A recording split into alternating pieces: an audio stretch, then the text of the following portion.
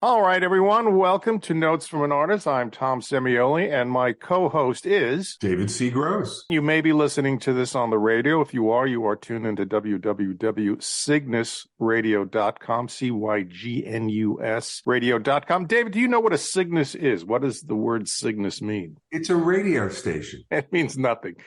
It's meaningless like our lives. And you also may be listening to this on our podcast, and our podcast headquarters is Buzzsprout, but you can catch us wherever podcasts are potted, Amazon, Spotify, what else? We seem a little potted Apple. Today. We seen a little what? Potted, yes, we are potted. We're potted plants. David and I are potted plants. And if you like to watch the videos like those kids do on the TikTok and the YouTube, we do have our own YouTube channel, Notes from an Artist. Oddly enough, that's what we call it. And we're not on TikTok or Tinder or anything else like that. No dating sites. I don't know about you. Or Snapchat for that matter. But we're here now. We're live. We're as live as we can be at our advanced age. So, Tom, what are we talking about today? Today we're going to talk about a topic that you and I are really passionate about, and that is the former William George Perks Jr., better known to the world as Bill Wyman, bassist for the Rolling Stones. This is going to be a very special show for us. Well, they're all special shows because the Rolling Stones have released in their latest archival series what I feel is the best recording of Bill Wyman live. It's called El Mocambo 1977, and as the title implies, it was recorded live at the El Mocambo Club, which is a club venue in Toronto. What happens when two bass road warriors spend quality time talking music and life with one of their peers? Bassist, educator, author David C. Gross and bassist and head honcho of KnowYourBassPlayer.com, Tom Semioli, trade dates with the legends of rock, jazz, funk, blues, folk, country, and more. Notes from an Artist, revealing conversations with the legends who've created the soundtrack of our lives. What happens? You're about to find out. It's another episode of Notes from an Artist. David, you played the El Mocambo. Tell me about that venue. It's a great room. It's upstairs. It was also a couple of weeks after this recording was done. Everyone at the club was buzzing about, we had the Rolling Stones here a couple of weeks ago. And I said, well, now you've got us. And so there you have it. It's a nice club. It's got a similar vibe to the Bottom Line. The sound was great. It's a great place to play.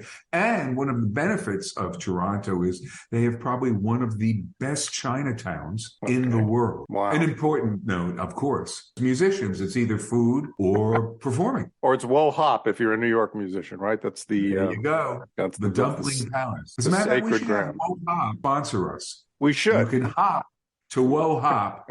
And let's give a shout out to our favorite, one of our Notes from an Artist orchestra members. Lorraine Leckie is a native of Toronto, Ontario. But let's talk a little bit about William Perk, Bill Wyman, otherwise. He was born in 1936. He was a bit older than the other Rolling Stones, about 7-8 years. He was in the Rolling Stones from 1962 until 1993. He was replaced by Darryl Jones, but Bill remained active with his Bill Wyman Rhythm Kings ensemble, which is a rotating cast. Everyone from George Harrison, Peter Frampton, Georgie Fame have been in that ensemble. So that's, if you want to check out some of Bill's solo work, absolutely go to Rhythm Kings. Bill wanted to return to the blues, I guess, after he left the Rolling Stones. He thought 30 years was a good run for him. Bill is a journalist. He's been keeping a private journal since he was a child during World War II.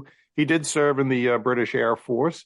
He's also an amateur archaeologist, and he's published books on archaeology. He's published a couple of great archival Rolling Stones books, just with memorabilia, the various outfits they wore, the concert posters, promotions, and things like that. He joined the Stones in 1962 when Tony Chapman told him that a rhythm and blues band needed a bass player, and the band was impressed by the fact that not only did Bill have an electric bass, which was rare in those days, but he also had an amplifier.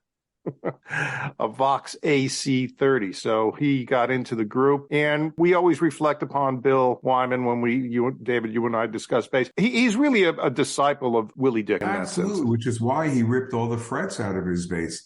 Come on, he may be the very first recorded fretless bass player. Right. He had a small scale bass because Bill is only about 5'4", and that was a UK Dallas Tuxedo bass. And it's a 30-inch short scale bass, which again, as you say, he ripped out the frets. So I guess he pulled them out with a plier. He always plays short scale basses, and among them was the famous Framus Star bass. Right. And another other Framus basses, which I think, but that was a German company, correct? Yes, it was. They actually partnered with Warwick now. Okay. He had the signature Vox teardrop bass. David, did you ever see those in the 60s? Vox? Yes, but I think the first one I saw was Brian Jones had a teardrop guitar. Right. It was a great shape. It really, really was. Yeah, I'm sorry I never got one. They used to be able to find them in vintage shops, but now they pretty much disappeared. He in the late 1969, of course, on the famous Get Your Ya-Ya's Out tour, he played a Fender Mustang bass, my beloved Fender Mustang. I love that. He did play the Dan Armstrong basses. Remember the Lucite? Which is kind of funny because when you think about the Mustang, what's the Mustang weigh? Mustang, gosh, doesn't weigh anything, David. That's why I love that instrument. Right, and then he goes to the plexiglass, which weighs about 11 pounds. What is your opinion of the Dan Armstrong? You ever try those out? Yeah, I thought it was horrible. Okay. Well, Wyman has been known to say some basses record better than others, and some are better on stage, as we know. He did try a Gibson EB3 out for a while in around 1973, around Goat's Head Soup. And then when I first saw the Stones in the late 70s, he was playing a Travis Bean bass, David. Didn't those have the aluminum neck? Wasn't that? Yes, they did. And it was funny playing those outside the next week, really cold. I had the Kramer version. Kramer had an 8-string version with the metal neck. Right. And then he also played a Steinberger bass for a while. When I saw them circa 1981, he had my beloved Steinberger, which I enjoy. He also had a Steinberger. He had the wafer one, the XL. And he also had the bass with the full body. And then, of course, Bass Center has a signature Bill Wyman bass, which is sort of a composite of his older basses, sort of like the Framus bass. And when Bill reunited with the Stones, I think it was 2012 now, about 10 years ago, gosh, for their 50th anniversary show at the O2 in London, he uses his Bill Wyman signature bass. And that's a fun little instrument. I played that when I was in London. Very tempting. It's not too pricey either. So, if I recall, didn't he take that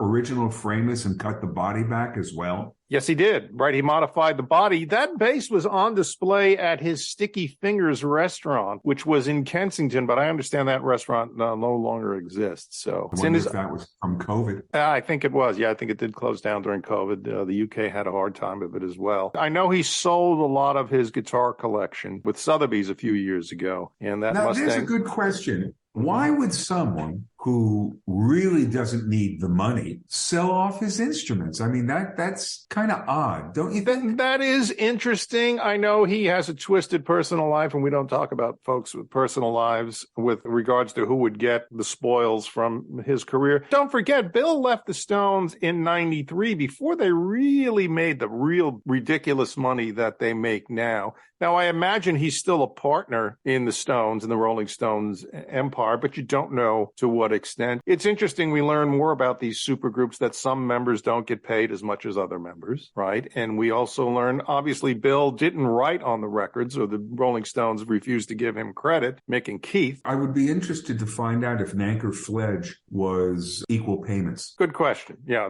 things we'll never know. So I would think Bill Wyman is comfortable. It's interesting, I think, with a lot of legacy artists selling off their publishing. Now you saw Springsteen, obviously the Bowie estate. Neil Young sold his publishing, among others. That what happens when the artist dies? The family fights over. Better to get it out of the way now, and I guess put everything in a trust fund. I don't know. We have to ask our accountants. How much do you think he can get for some of those basses? I mean, really? We got a fortune for them. High price. He got, who would buy $1 million Babe Ruth baseball card? There are millionaires and billionaires out there that want this stuff. And yeah, he did quite well. Some of his instruments, I think if you look on the Sotheby's website or you go on to Ultimate Classic Rock website, you can see how much these instruments went for. And I'd love to have a Bill Wyman Mustang bass, although the one I have is the same one he has, only Bill Wyman's never played it. Right. So you're basically paying all that money because somebody famous touched it. Yes. Well, if you can afford it, David, I Wow. guess. That's a real intelligent way to go about things. Well, what can I tell you, David? Let me ask you this, David. Now, I came to the Rolling Stones as a fan in 1973 because I was born in 1960, so I got to miss the Stones when they first came to America in 1965 or 64. I remember, of course, seeing them on the Ed Sullivan Show, and they were the antithesis to the Beatles. But talk about your generation's impression of the Rolling Stones. What effect did they have on the teenagers in your age group? Well, I think in my age group in particular, the difference, you were either a Stones fan or a Beatles fan. You weren't both, Okay. at least for the most part. I originally was in the Beatles camp.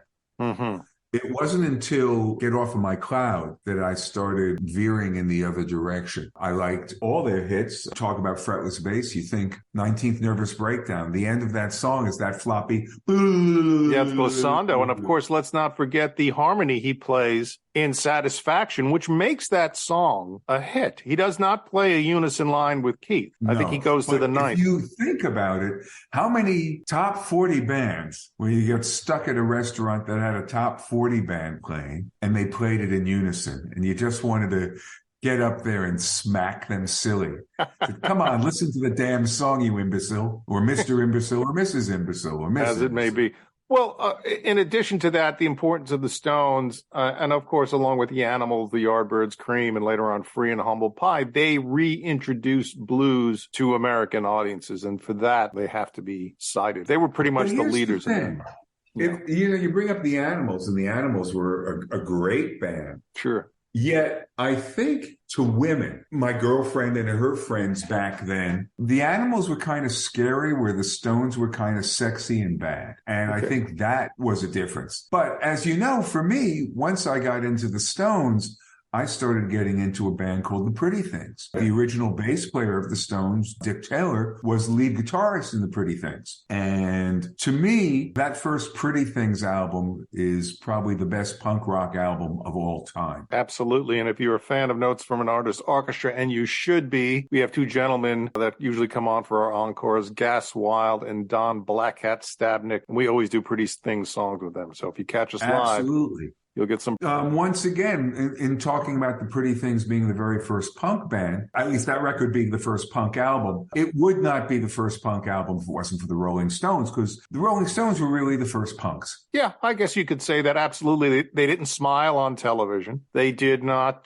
dress alike, which was the showbiz standard of those days. Tell me about the Yardbirds. Were they as influential, do you think, as the Animals and the Stones, or was that a little bit later? I don't think in America they were ever as influential as a band, as a springboard for some of the greatest guitar players of all time. Yes, that's, I think, more of what the Yardbirds are remembered for. Now, remember, my sister was friends with Jim McCarty, the drummer. Right. Who we've spoken to. We've interviewed him. Right. Right. And I was at a TV taping where they did I'm a Man off the Rave Up album. Okay. And if you think about it, if I was Giorgio Gomeleski and if he was still alive, I'd ask him this question. Why in God's name, when you have Evil-Hearted You, Mr. You're a Better Man Than I, and you decide to play I'm a Man, you're not thinking commercially at all. Mm-hmm. And I think that is the crux of the Yardbird issue in America. Right. They had some hits, but they were sort of an also-ran, unfortunately. I mean, think about Shapes of Things. What an incredible song. Oh, yes. It became a hit for Jeff Beck. Right, right. And I think the Yardbirds also had little problems with record distribution, because even if you go back now to find some of their records, they came out on various labels, and I think a British version came out here, and there was an American version, and well, kind of you're right about that. But then add to that the one album that they thought would be the commercial classic, which was really a new Yardbirds record in so many ways, was The Little Games. It never came out anywhere else in the world. America is the only country that had Little Games. And that was a great song. That was the Jimmy Page version. On the other side of the coin, there were Great Shakes commercials where the Yardbirds did a Great Shakes commercial using the music to Over, Under, Sideways, Down. Mm-hmm. Couple that with the fact that Psychotic Reaction by the Count Five, an American band, was basically a Yardbirds tune that they co-opted completely. Interesting. Yardbirds have to be known for bringing the world Eric Clapton and Jeff Beck. That was Jeff Beck and Jimmy Mr. Page.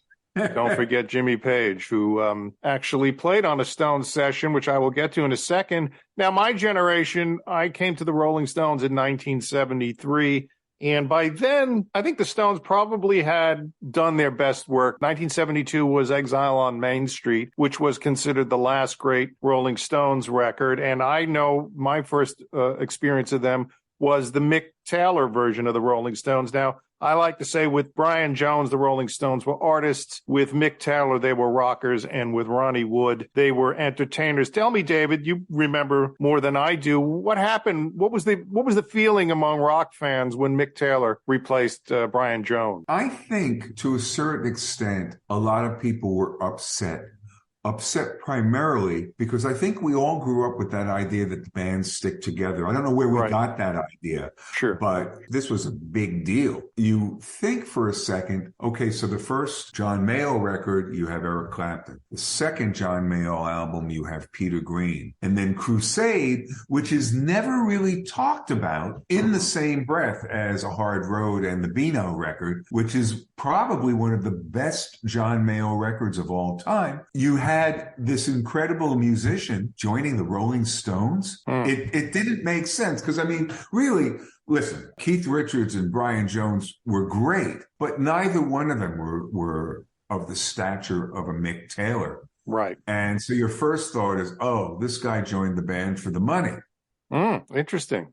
Yeah, and he was all of 21 at the time. Now, for me, 1973, the Stones were kind of the old guard, but somehow they managed to stay contemporary. And you have to give credit to Mick Jagger for that because, you know, the riff between Mick and Keith is more of a blues purist and Mick likes to follow trends. And in 1973, funk and R&B, R&B had given way to funk, and you had artists like the Spinners and Stevie Wonder on the radio. Of course, James Brown was still doing great work. You had Parliament Funkadelic. And what I like about Goat's Head Soup is it has that funk. It has a lot. Billy Preston is on there playing a lot of funky keyboards. Bill Wyman is hardly on that album. I think he's only on 3 tracks, which we'll talk about. For some reason, they like to take the bass out of Bill's hands, or when he didn't show up for a session or had to take care of his kids, they somehow waxed the bass tracks. And I don't know why that is. But the Stones were able to, in 73 and 74 and 75, still appeal to my generation. And one of the few rock bands that did make the leap from the 60s to the 70s. I can say the same thing with Eric Clapton. Now, my first experience with Eric Clapton was in 74. I shot the Sheriff. To me, Cream was, well, my older brothers like Cream, but we got Eric Clapton. And this version of the Stones to me was, the one I grew up on until, of course, Ronnie came along in 75, I guess it was. So it wasn't too much longer. This show at the El Mocambo Club, they hadn't played a gig in 7 months, which was a long time for a rock band. Margaret Trudeau was in the audience. She was Pierre Trudeau's wife, and she was a party girl, right? She was a celebrity. Yes, she was. Keith was dealing with various drug busts, which we'll say for the gossip magazines. They did a warm-up show at the El Mocambo, which wound up on side 3 of a fabulous record called Love You Live. Now, for those of you who go on eBay and shop for records, go look for the Love You Live double record because it's worth the price of admission just for Andy Warhol's artwork. And if you really want to see what the 70s looked like, David, this record cover, which I'm showing here, obviously you can't see it on the radio. It's like a copy of Interview magazine, if you will. Exactly. You look at that. There's Mick sticking his tongue out on the records. There's Bill Wyman biting another body part. That might be Charlie. All right. See what cocaine does to you, David? Yeah, I guess. I think you're jumping too far ahead too quickly. Okay, bring me back, David. Bring me back. I think the very first 3 Stones albums were some of the most important records and are still relevant today. First being England's Newest Hitmakers. Right. The second album, 12 by 5, which I think may be the greatest Rolling Stones record. Okay. What are the tracks on 12 by 5? That was you have Empty Heart, The Last Times on 12 by 5. okay.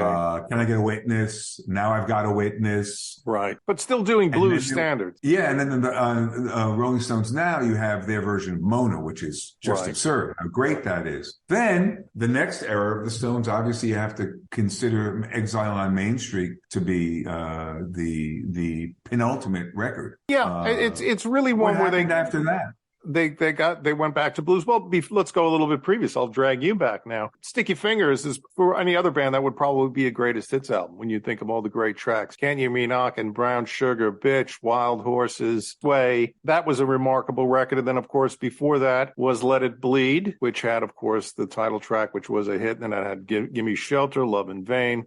Monkey Man, many of the signature Stones records. And then the record that we tributed with the Notes from an Artist Orchestra, Beggar's Banquet, which is probably, again, you want to argue about great Stones record. That's when the Stones really became the Rolling Stones. That's when they really, I think, integrated their early influences and became their own band. Whereas they were doing sort of R&B covers, and again, doing the important work of reintroducing that to Americans. They became the Rolling Stones in 1968 with that record. Okay, you can say that. You're allowed. I'm allowed to say we're on the radio. Who's going to... Yes, but the thing is we were talking about what happened when the Beatles and the Stones first came about. Mm-hmm. And I think that if you look at the first Beatles record, which was pretty well a lot of covers, right? Right. Let's see. The Please Please Me record had a few covers. No, I'm thinking of Meet the Beatles in America. Meet the Beatles in America. I don't know. There was a couple of covers, Till There Was You, and a couple of others. I don't have it in front of me. It was still mostly Lennon and McCartney, but yes, it did have covers. It also was where Willie Dixon played on the Chuck Berry record. The Beatles were modeling to a certain extent, up through the first few albums, like Roll Over Beethoven, for instance. Right. The Chuck Berry thing, the Stones were deeper into it. So where Willie Dixon played on a Chuck Berry record, the Stones really looked at Willie Dixon, the composer. Right. Do you know what I'm saying? Yes. Well, you also have to take into consideration the Beatles were a pop band. That's what they were. They were a vocal pop band. The Rolling Stones were more a rock and roll band, a rhythm and blues band. And obviously, since they play fast and loud, they were a rock and roll band. So really coming from two different camps. And it's interesting to call what McCartney, right? He recently punked the Stones, and what he just says, oh, yeah, they were a pretty good blues band. Well, yeah, pretty good. That's what they always were. But right, I mean, it was a perfect storm, obviously, to have the Beatles and the Rolling Stones come out together. I love what Tom Petty said about that, and I feel the same way about Mott the Hoople for my generation. He said when the Beatles came out, he says, we couldn't possibly imagine ourselves as the Beatles. They were too perfect. They sang great. They played great. And also understand the Beatles, when they came to America, they'd already been together for like 6 years. They were halfway. Millionaires. Right. They were halfway through their career. And, the Beatles were too perfect. Then the Rolling Stones came along. And then we said, hey, you know what? I think we can give that a shot.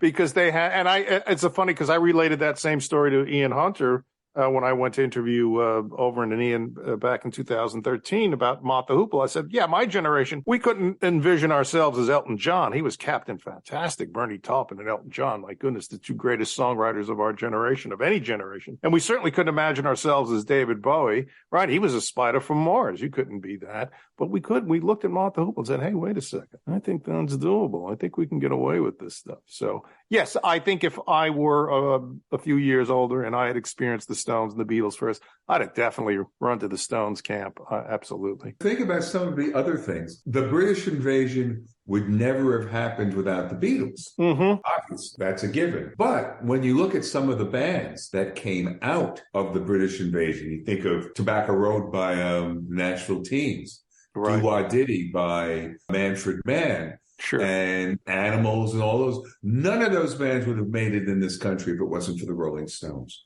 Exactly. And so the Beatles made it possible for the Rolling Stones.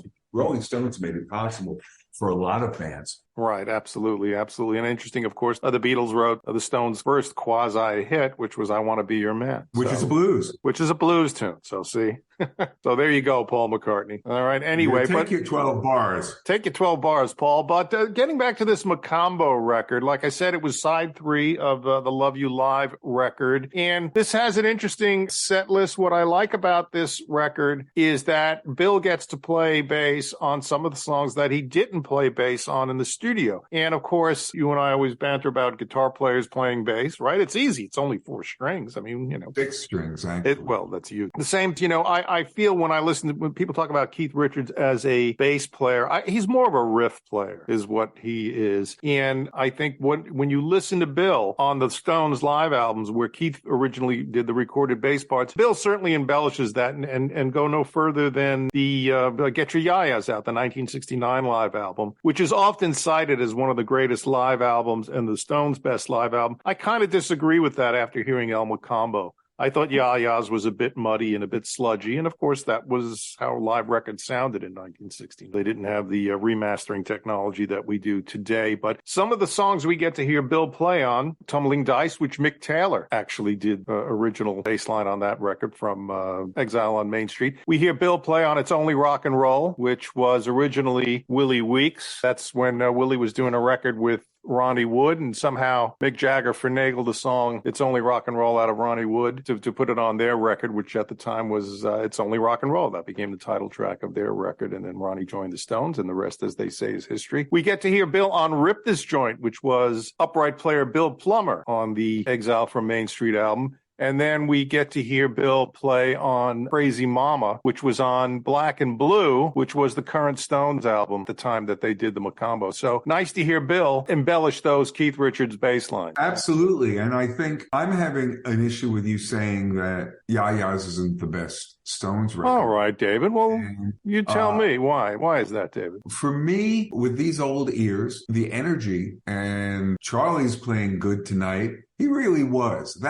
And through all the mud and this, that, and the other thing, that's just a fabulous record. Their version of Midnight Rambler is untouchable. Untouchable. Well, David, I'm not saying it's a terrible live. Get Your Yayas Out. I'm not saying it's a terrible live album, and I do like the expanded version that came out in 2019, where they also added the opening sets, B.B. King and Ike and Tina Turner. And that was very important to both their careers because it exposed B.B. to a larger audience, opening up for the Rolling Stones, which he's always said he was very grateful for. And of course, Ike and Tina Turner, bringing them to wide audiences. Right. And the importance of their work too. So, the Stones. If you really want to talk about a really shitty sounding Stones record, get Got Live If You Want It. Right, which was, I think some of that was doctored. Obviously, I think they took some outtakes and actually threw cheering on it. Yeah, that was probably one of Andrew Loog Oldham's sort of try to get back at the Beatles with all the screaming and the mess that record is. Although Bill sounds good on it, actually. The bass somehow booms through. And of course, on the American version, it was an EP in England, in the UK, in Europe. Right. But it was a full-fledged album. And the announcer, I don't know who this is, over there, Billy Wyman. And then they rip into Under My Thumb. Yeah, that's who I care about. I care about Bill Wyman. Now, the song listing on this El Mocambo Club, it starts off with Honky Tonk Woman, which is misspelled on the album. Mick, you really got to do your quality control over there. All Down the Line is on that record. Hand of Fate. Route 66, Fool to Cry. Crazy Mama, Managed Boy, Cracking Up, Dance Little Sister, Around and Tumbling Dice. They also render Hot Stuff, Star Star, Let's Spend the Night Together, Worried Life Blues, there's an old blues song, Little Red Rooster, another great old Stones track. They did It's Only Rock and Roll, which was a fairly new song back then. They rendered Rip This Joint, Brown Sugar, Jumpin' Jack Flash. They did a medley with Luxury, which was on the It's Only Rock and Roll album, and Worried About You, which showed up later on Tattoo You. So this is classic Stones in the 1970s, and Bill is right up in the mix. Interesting to see, Bill was not a funk player. As a matter of fact, when they did Fingerprint File, one of my favorite funky Rolling Stones tracks, that's actually Mick Taylor on bass. But Bill really had a good grasp of reggae, and you hear that on Managed Boy and Cracking Up. I think he embraced that style. And again, Bill Wyman was a man of few notes, but his slurs and his hammer-ons and his tones again, such a disciple of Willie Dixon. And it really, what I love about Bill and Charlie is when the Stones play up-tempo tunes, they often play halftime. Bill Wyman was never a speedy bass player. You're right. Well, you had to mention Charlie Watts because he, too, some of those beats are really bizarre. Yeah. Well, he always turned the beat around, which I love. He knew when to go to a ride cymbal. Of course, Charlie was a jazz disciple. That's what he loved. He loved big band jazz. The one solo record he did was a big band jazz record. So, well, I think he did I have it somewhere around the house, the Charlie Parker thing. And there's a book with the CD of something called Bird. It's probably around downstairs somewhere. All right, we'll dig that one up. But yes, absolutely. I think what gave the Stones their longevity, always made them intriguing, is that you had a jazz drummer and a blues bass player in a rock and roll band. We learned from Keith in his book Life that he learned how to do alternate tunings from Graham Parsons, I think, was one of the guys who showed him that. Right. And another one, I'm not sure if it was Ry Cooder.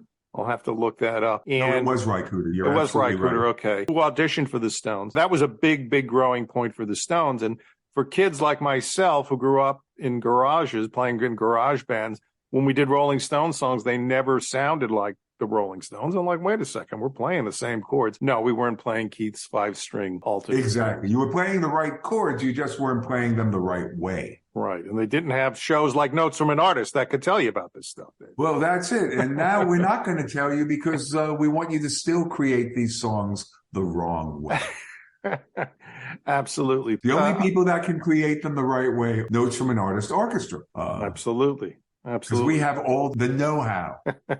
We're musos, as we've been accused of being. Toby Ames calls us musos. Right, but he doesn't realize he's not insulting us when he refers to us as musos. It's true. Well, let's talk about some of the Bill Wyman tracks. Some of the tracks we're going to play for you. Obviously, we're going to play some of the tracks that we mentioned when we talked about the Pretty Things and the Yardbirds. But we're going to play some tracks for you from the El Mocambo record. Oh, before I say that, David, I am very angry at the Rolling Stones, Mick Jagger in particular. I don't know if Keith has anything to do with this. The artwork to the El Mocambo record, which is not very good, not very impressive, does not have a picture of Bill Wyman. They make it look like the Stones are a quartet here. You got Ronnie, Charlie, Mick, and Keith, and Bill is out of the picture. Now, on a couple of recent... Now, you've been telling me this for a while, and originally I agreed with you. You did, David. And I may end up agreeing with you again. But when was that record done? The record was made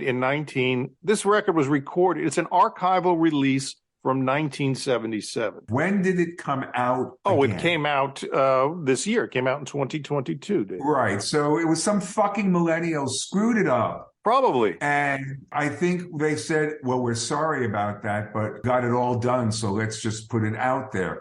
I'm thinking that's closer to the truth because I do not see the Stones dissing Bill Wyman. That to me would be extraordinarily absurd. Well, I'm going to prove you wrong, David. Now, I'm usually the guy who's wrong in all these discussions. Well, even if I'm wrong, I'm right. Well, that's the whole point. That's the name. That was the original name of the show. Was even when I'm wrong, I'm right. But we changed it to Notes from an Artist to David likes to patronize. More of a ring to it, right, Mark Bosch? Right, a ring around my neck. I think it was in the late '90s. The Rolling Stones released an archival album entitled Rarities, which wasn't really rare. It was just a few remixes. And it has on the cover of a still from the Stones doing their video Respectable, and they airbrushed Bill Wyman out of that picture. Bill was right next to Charlie. When was that record released? That was 1997 or there. And when did Bill Wyman leave the band? 1992. Mm-hmm. Okay, now it's an archival release. Technically, if you want to get picky, Charlie Watts passed in 2021, so he was a dead stone in 2022, but they put him on it. How could you be a dead stone? You're a stone, you're a stone. He was stone dead, David. He popped his clog. The late, great Charlie Watts. His picture is on it, so there's no reason. Bill Wyman was a founding member of the Rolling Stones. This was the Rolling Stones as they appeared in 1977. Bill Wyman should be in the album art. Come on. When the Beatles put out archival releases, Revolver they just put out, which you and I are not terribly big fans of, they didn't airbrush George and John out, did they? No. So, Mick Jagger, if you're listening... I've got an idea. Why don't we, from now on, in all Notes from an Artist pictures, put Bill Wyman? I think I think we shall do that. And Mick Jagger, if you're listening, and I know you are, and Keith, if you're listening, because you live near David in Connecticut, we got a problem here. We got a major bone to pick that you need to reinstate Bill on the album art, even though folks really don't buy albums anymore. That's shame on them. I would imagine maybe Keith holds a grudge because Bill is the only guy to leave the Stones. So Mick Jagger and Keith Richards, who lives near you, David, Connecticut. That's right. We he got hasn't been over the house. He has. Well, maybe he is. Actually, as we so rudely interrupted ourselves, let's talk about some of the songs that we're going to play for you. Obviously, we're going to play some of the ones we mentioned earlier. The Stones tracks we're going to play from El Mocambo are Cracking Up, which is, they do a reggae version of that. We're going to do Rip This Joint, which was from the originally from Exile on Main Street. And we're going to do Worried About You, which would emerge later on the Stones' fabulous Tattoo You record in 1981. We're going to play Chuck Berry's version of Around and Around, which the Stones play on the El Mocambo album. We're going to play Muddy Waters' Manish Boy, which the Stones do a fabulous job on it. And I think there's video out there of the Stones actually playing Manish Boy with in Chicago with Muddy Waters. Yeah, in Chicago. It's a great documentary, actually. Yeah, go seek that one out, and our Judge Joe Gagliardo will fix you up there. Our Chicago Bureau, Notes from an Artist Chicago Bureau with Joe Gag. We're also going to play Howlin' Wolf's Wang Dang Doodle from the Howlin' Wolf London Sessions album, which features Bill Wyman, Charlie Watts, Eric Clapton, and Ian Stewart. Okay, we're also going to play Big Maceo Merriweather. We're going to play Worried Life Blues, which the Stones play on the El Mocambo record, and I think also Eric Clapton's done that on a few of his live records. Big Maceo Merriweather, David. We're also Maceo or is it Maceo? Maybe it's Maceo, David. I am the Norm Crosby of Notes from an Artist, so I can't. The Slip Mahoney of Notes from an Artist. Toidy, and Toyd. Toyd, yeah. From Bill Wyman and the Rhythm Kings, got to play a couple of Rhythm King songs. We're going to play Melody, which is on the Stones' Black and Blue album, which was the Stones' latest release when they did the El Mocambo show. That's a great album, by the way. And that album, the Melody is on their album, Struttin' Our Stuff from 1997. And that is Eric Clapton, slow hand on lead guitar. So that's from the album Struttin' Our Stuff. Check that one out. I'd like to play, because they did a fabulous version of Harlem Shuffle. Let's do Harlem Shuffle, which the Stones covered. And the original is very, very good. Great, we'll do that one. We'll play Can't Get My Rest at Night. That's from the Groovin' album with Mick Taylor on slide guitar, recorded in the 90s. I'd also like to play Tobacco Road from Struttin' Our Stuff with Max Middleton. Where do we know him from, David? Chris Rea's band. All right, and the Jeff Beck Group, my favorite version of Jeff Beck, with the Rough and Ready Orange album. And, of course, he was on Blow by Blow as well. Max Middleton on piano, Paul Carrick on vocals, you remember him, and a guy named Peter Frampton on guitar, and Gary Brooker, on keys. And that's what I love about the Bill's Rhythm Kings. He really got his mates together and some very important people from British blues. Hey, one of our good friends, John Altman, was in the band. He was playing horn. All right. Well, maybe we can dig up. I think John might be on that track. I don't know. Wait, we have so many famous friends, David. It's hard to keep up, you know. Yeah, really. It's a wonder there's no paparazzi. So influential. Well, because you live in a ghetto in Connecticut, you don't have any paparazzi. That's true. That's true. They come here all the time to just see how I can manage. Also, we're going to play a track from an album called Jammin' with Edward, which is essentially the Rolling Stones without Keith Richards. It's Ry Cooder on guitar, and we're going to play the track It Hurts Me Too. That's Mick, Charlie, Nicky Hopkins, and Ry Cooder. And it's interesting. This was, I guess, the first tour, maybe the second tour that Ronnie Wood did, and so many American guitar players auditioned for the Stones. Harvey Mandel was among them. Wayne Perkins also auditioned for the Stones.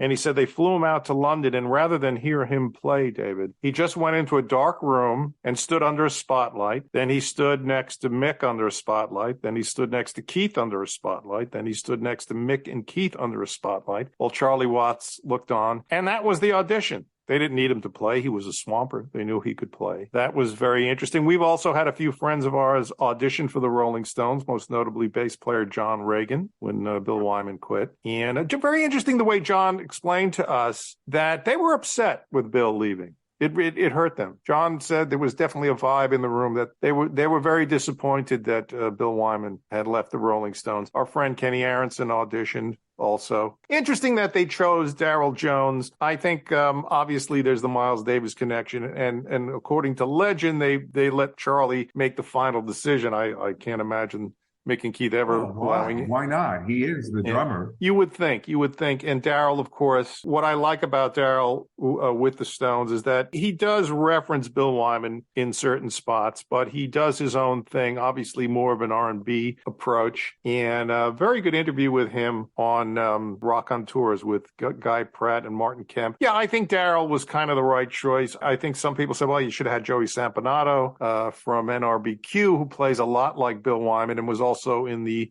Chuck Berry movie with Keith Richards produced, Hail, Hail, Rock and Roll. But I think there was as much tension as there was regarding Bill leaving the band and how upset they were. There was also tension from Jagger and Richards. So I get the feeling that Jagger won out more so than Keith. Mm-hmm. I'd like to know. That's what I'm supposing. Well, it's interesting when they did their 50th anniversary show. Bill Wyman was I saw him on a BBC morning show. He's a bit grouchy about it that they didn't tell him what songs they were going to play with him. They said, "Oh, come on, Bill, you know all our songs," and they only had him come out for 2 songs, and they asked him to come to America with the Stones on their 50th anniversary trek. And Bill, I think, has an aversion to flying now anyway, but he says, well, I'm not coming to America just to play on 2 songs. And of course, Bill has a thriving career anyway on his own with his books and his Rhythm Kings. And I think Mick Taylor opted. Great documentary as well. Oh, yeah, right. The Quiet One, Bill Wyman. That's essential viewing for all Stones fans.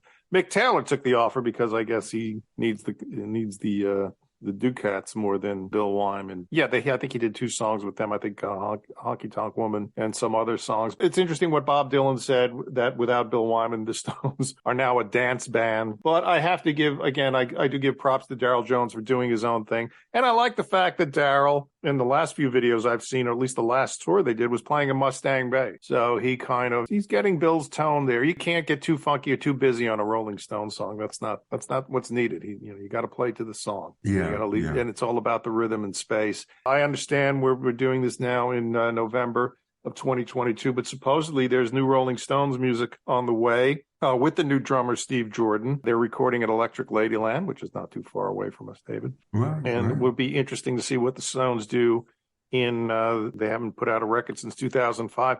They did put out a blues record in 2016. And my opinion was they probably did that because they didn't have strong enough original material. But they did go back and put out a blues record, which is pretty good. Pretty good record. It is a pretty good record. As a matter of fact, some of the tunes on that record, better than that record, actually, they did a tribute collection. Did you know about that? What called was that? Confessin' the Blues. Okay, all right. Which was songs that they did that they thought were important to their development. We've got Red Rooster, Boogie Chillin' by John Lee Hooker, Come Back Baby by Little Walter, Little Queenie, Can't Judge a Book by its cover. Eddie Taylor Jr., I didn't know that song. It's called Ride 'Em On Down. Okay. I'm a King Bee, Slim Harpo, which they're familiar with. All of Your Love, Magic Sam, Dust My Broom, Elmore James. They had some Little Water, Muddy Waters, Bill Brunsey, Mississippi, Fred McDowell, Jimmy Reed, Big Maceo, Little Johnny Taylor. So you have a Big Maceo and a Little Johnny Taylor. Then you have a Howling Wolf. A lot of animals. Confessing the Blues. Bo Diddley, Elmore James, Boy Blue, Reverend Robert Wilkins. They had to have something in there with religion. Lightning Slim and Billy Boy Arnold. I mean, it's a fantastic collection. It's called Confessin' the Blues. Look at that. See, the problem is, David, we don't have blues nicknames. You should be Blind Lemon Gross. No, I want to be Blind Lemon Pledge. How about Davy the Grocery Boy? Wavy Gravy Davy. You know, it's interesting you mentioned the song Little Red Rooster. When I saw Ron Wood's solo in 1993, that was at the Warfield Theater in San Francisco. He had Bernard Fowler singing with him. And Van Morrison came on stage, and he did a great version of Little Red Rooster. And he started singing Mick Jagger's The Little Red Rooster. And Ronnie was getting nervous because, you know, he was still on the payroll. He wasn't a full-fledged member of the Stones until many years later. So when your coworker starts making fun of your boss, you really got to be on your guard. So glad to see that Ronnie finally makes full salary with the Rolling Stones. Whatever that may be. Right. Not like Notes from an Artist, David. We pay everybody equal. That's right. That's right. And we go home broke. Right.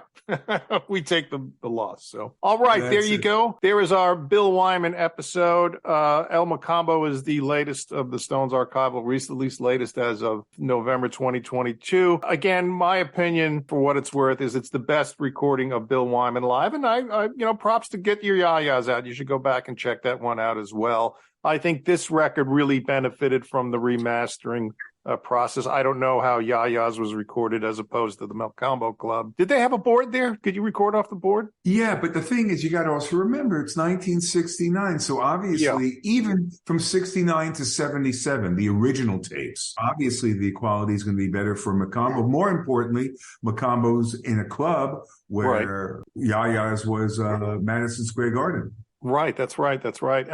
I also recommend for you. By the way, do you hear Godfrey out back barking? Yes, what's that? He agrees with me about Yaya's being the better record. All right, well, there you go. David talks to his dog, ladies and gentlemen. We won't go into that. But also for Stones fans, do check out the archival release, Let's Spend the Night Together. Or is it? No, it's late. I'm sorry. It's Ladies and Gentlemen, the Rolling Stones, which is their 1972 tour. And again, another concert recording where Bill is way up in the mix, and you really get to hear him on Stones songs that he didn't originally play bass on, which always begs the question, why don't you have Bill come back and cut the bass tracks? And as we talk about archival releases, and the Stones have been doing wonderful jobs with the deluxe editions of Exile on Main Street, Tattoo You, Goat's Head Soup. I love the fact that they go back and they take some tracks that weren't finished. Mick goes in, recuts the vocals, writes new lyrics. Keith comes in and does some guitar parts. They will call in Mick Taylor. And they're really well worth listening to because they're complete albums. You can enjoy them again. It's nice to hear new old Rolling Stones albums. And what I really love, the one track where Jimmy Page plays on Scarlet, maybe we'll slip that one in there, with Rick Gretsch on bass and Jimmy Page on guitar. I think Zeppelin was recording next door and they were hanging around, and Rick Gretsch was around, and they did a great version. And Mick went back, recut the vocals, and imitated what he sounded like at the age of 30, I guess, or 31 when he made that record. So kudos to the Stones for doing justice to their archives. Unlike the Beatles, who put out table scraps and Ringo's answering machine messages and bits of incidental chatter, the Stones really, they do a great job with their archival releases. You know, I'm thinking, Tom, maybe we should do a record of all our outtakes. A radio show of all our outtakes, yes. And call it Revolving. And call it Oh Shit, because that's exactly David and Tom present Oh Shit. So, okay, listen to Bill Wyman. This again on this record comes highly recommended from David and Tom. And we'll see you again on the next show. Thanks for listening to Notes from an Artist. You can listen to us on our podcast, David, on wherever podcasts are potted. You can listen to us on cygnusradio.com if you got nothing else to do on a Monday night. Where everything is Cygnus. Right. We don't even know what a Cygnus is, but it's out there. And if you can handle looking at us, we have our own YouTube page. Follow us on Facebook. Follow us on Instagram. And do go to our website, www.notesfromanartist.com. And you can come see the Notes from an Artist Orchestra. If you're good, we'll put you on stage with us. You can heckle us. You can get our autograph. We'll get your autograph because you actually listen to us. Well, one of you, thank you very much. Thank you to our listener. All right, Dave. Peace out. Goodbye now.